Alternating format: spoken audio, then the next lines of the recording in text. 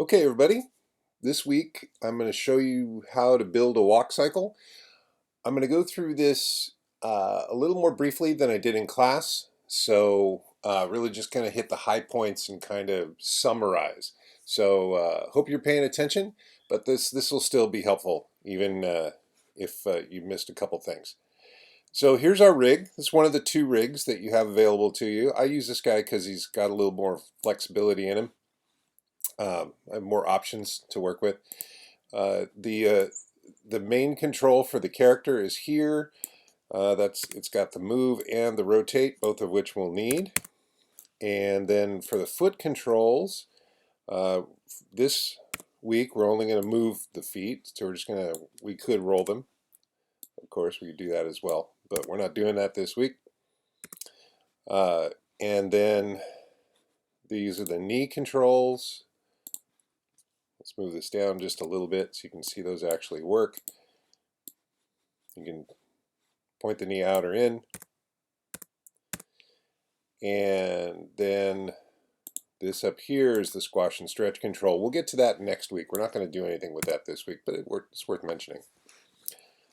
If you wanted to, what you could do, because you need to turn off the controls before you play Blast. So you could either go up here to show and turn off NURBS curves, which takes care of that, or you could build a display layer, and I'll show you in class how to do that next week. I'll do another video about that. I don't want to get sidetracked. Excuse me. So we're going to build a walk cycle, and in a walk cycle there are two poses that are the most important, and those are the contact position, this right here, where the foot is just touching the ground as it takes a step forward, and then the passing position where the foot that was in the back is now coming forward and passing the leg that supports the character's weight. So these are the two poses that we're going to focus on. We're going to build these two poses, and that's going to give us a good chunk of our walk cycle. So we're going to do a 24 frame walk. It's a 1 second walk. It's a fairly brisk walk. We're going to use 25 frames because we want the first frame and the last frame to be the same. It's going to be a cycle. It's an action that's repeatable endlessly. So we want to have the first frame and the 25th frame be the same so that we have a full 24 frame walk. If we use the first frame information on the 24th frame, we'd have two frames that were identical, and it creates a little hitch in the playback.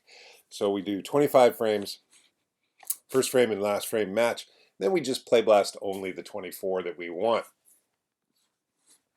So we're going to go into our side view first, and we're going to start out here on frame 1 with our contact position. And again, our contact pose is when the foot that's coming forward to take the step just makes contact with the ground. Now we're just going to do the roughing in this week. We're going to deal with foot rotation and toe flap and all that stuff next week. For this week, our feet are going to stay flat to the ground. It's just a more efficient way to go about building this up. You do the big actions first, and then you add the details as you go until you end up with a finished piece. So the first thing we have to do is we're going to lower him down to the ground because the contact position, as you can see here, is near the lowest point in the walk. The passing position is near the highest point, and so we need to lower him down a little bit. So we're going to bring him down so his knees bend and set a key by hitting S. And then I'm going to take one of my foot controls here. I'm doing this in the side view, by the way, because it's easier to see what's going on. It's easier to work out getting the feet in the right position and whatnot. So I'm going to take a foot control and I'm going to slide it forward here. I want to leave his knee a little bent, and I want to keep his foot kind of in front of him. I don't want to stretch it all the way out. I want to leave a little bit of a bend in it. We're going to hit S. Then we're going to take the back foot, or the foot that's coming back, and we're going to back it up here to about there or so. There's really no set distance that you need to go. And there's our contact position. Now, like I said, next week we'll get in here and we'll do things like foot roll. We'll bring the foot up and have the heel come up and everything. We'll do that next week. This week, we're just getting the basic action built. With our feet in a position and our body down, I'm actually going to bring them down just a little bit more. I want to bring this foot back a little more. Legs are always have a little bend in them. Never want them locked out straight if you can help it. So we'll set a key there. Set a key on the body. And now we want to copy this information for these three controls out to frame 25. So we can do this one of two ways. The easiest way is just, since that's the only keys we have currently, just come out here to frame 25 and select the controls and hit S, and it'll set a key for them.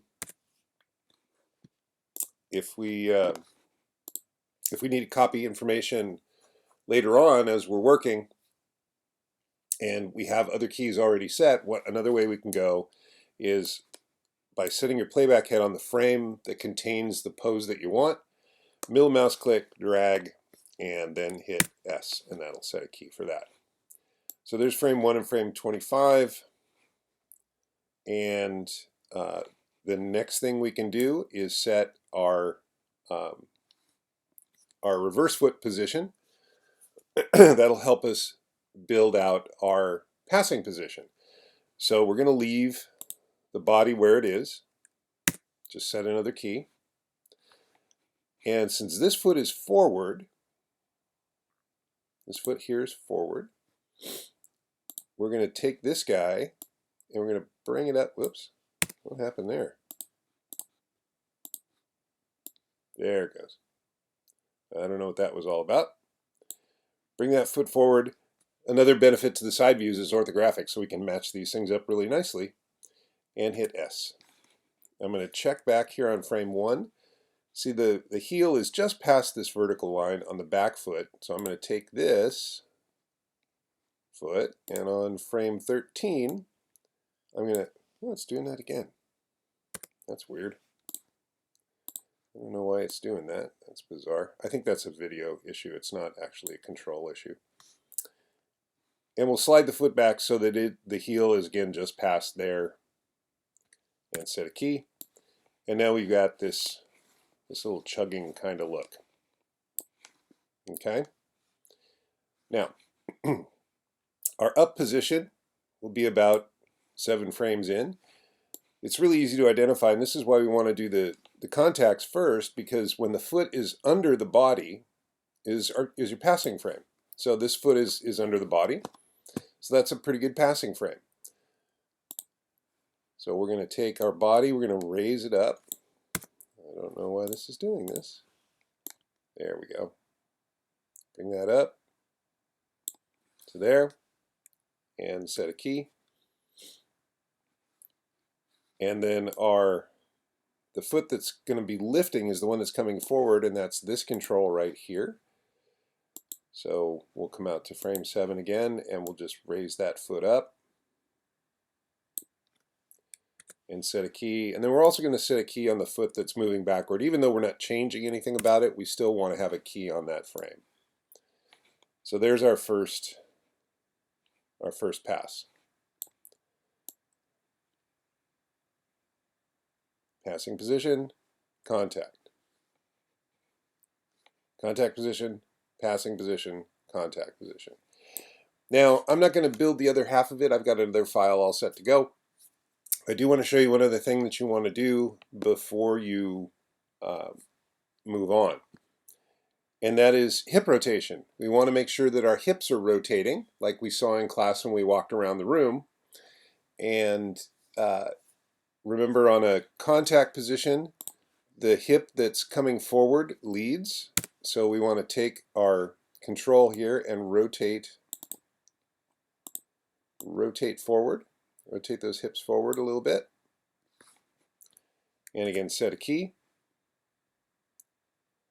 And then on our passing position, the hips are square right across from each other, but this hip, the weight-bearing hip, is going to come up. It's going to be higher than the hip on the passing side. And that brings our guy up off of the ground a little bit, so I have to get my move tool here and just move him back down. And we'll set that key. And then we'll come back here to our second contact position and grab our control and rotate our hips backward a little bit and set that key. So now our hips are rotating. This hip rotates forward, and then that rolls up, and that comes down. So that's the basis of our step. Now I'm going to go ahead and open up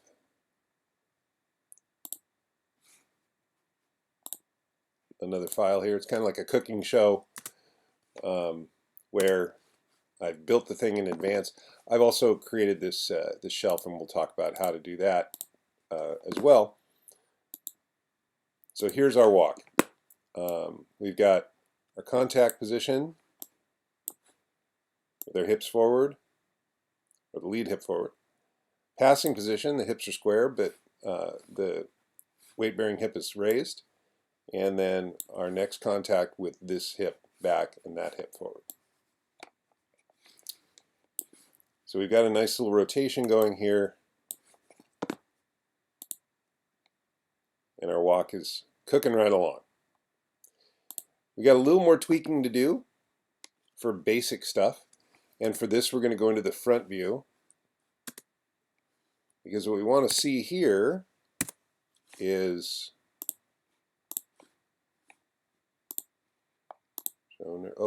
controls, right. There we go. And show nerves, curves. What we want to see here is how the feet are moving. And they're doing okay walk-wise, but in terms of weight bearing, they're not so good. This is the base of support for this character at this point. If we draw a line straight up, you can see most of the mass of that character is off to the side. So when he picked up this foot, he would fall over. So we have some additional tweaking to do here with our feet, and that is getting the bulk of the body mass over the support leg as the walk progresses. So we're going to do that here in the perspective view, just because it's a little easier to grab the controls. So we're going to take these, and the first thing we're going to do is we're going to slide the feet in closer to the center of the character.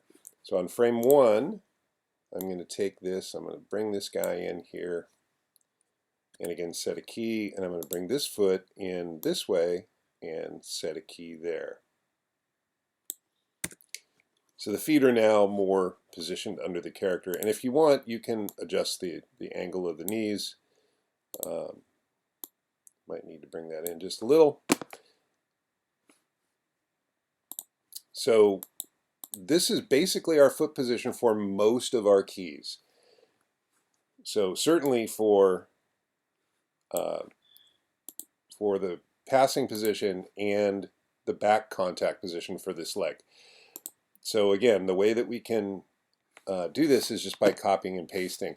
We can't drag out, and we can't copy and paste the key because it contains information on all of the translates.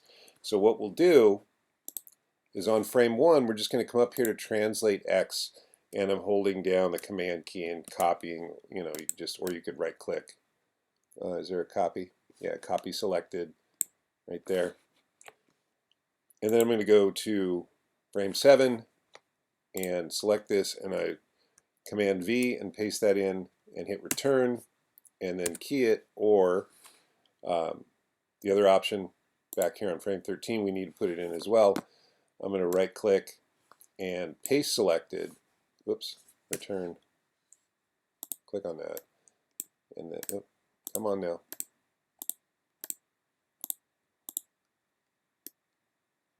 All right, we'll do it the hard way then, which is really not that hard. Just paste it using the cut and paste keys. And that keeps the foot directly under the body during the walk. When we get out here to this frame, we can actually swing this leg out a little bit. and bring it out this way a little bit, because this foot is going to be coming back down the center line of the character. We don't want to obstruct it. So this is a whole different value. It does kind of swing out to the side. And then finally on our last key here, we're going to again select this and paste our original value, bring it back in, and set a key. So that leg now goes out and comes back in. And we do the same thing on this leg right here for this value. That would be our translate X value right here. We're going to Command C to copy that. And then I'm going to skip this one initially because that's where it needs to swing out. I come out here to this. We're going to paste that in, put that there. And on this one, same thing. Paste that there. And then finally on frame 25, same value. Actually, on frame 1 and 25, you could do the middle mouse click and drag because those poses are exactly the same.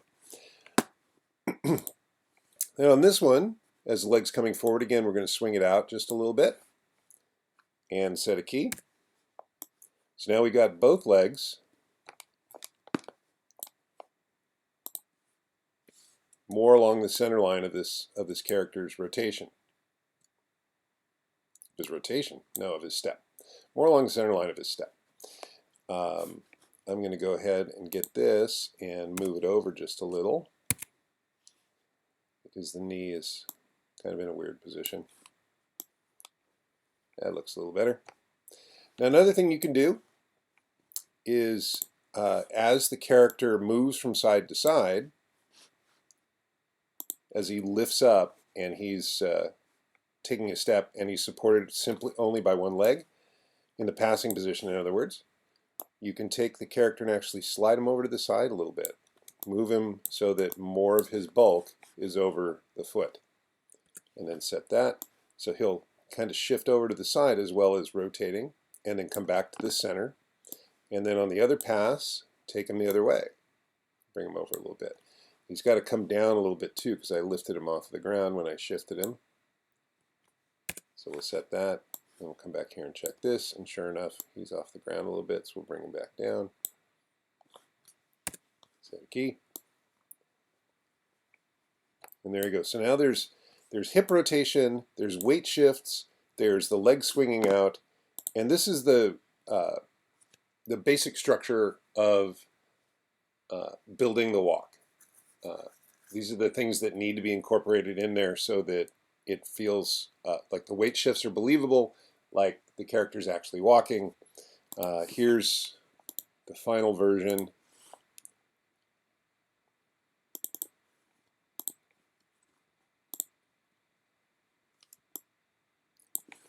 That I whipped up before we started.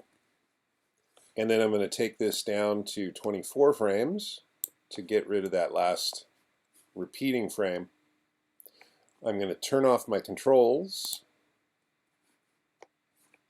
Find a nice juicy angle there. And play blast this. And there we are.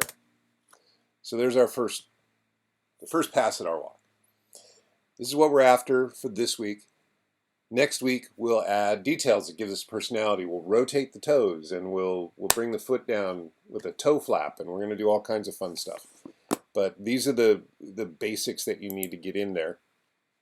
And if you have any questions, feel free to email me, call me, drop by the office, 13204, and we'll get you rolling. The lab assistants are also helpful with this, so if you're in the room and you just want to ask a quick question, ask them. They can help you. All right? We'll see you next week.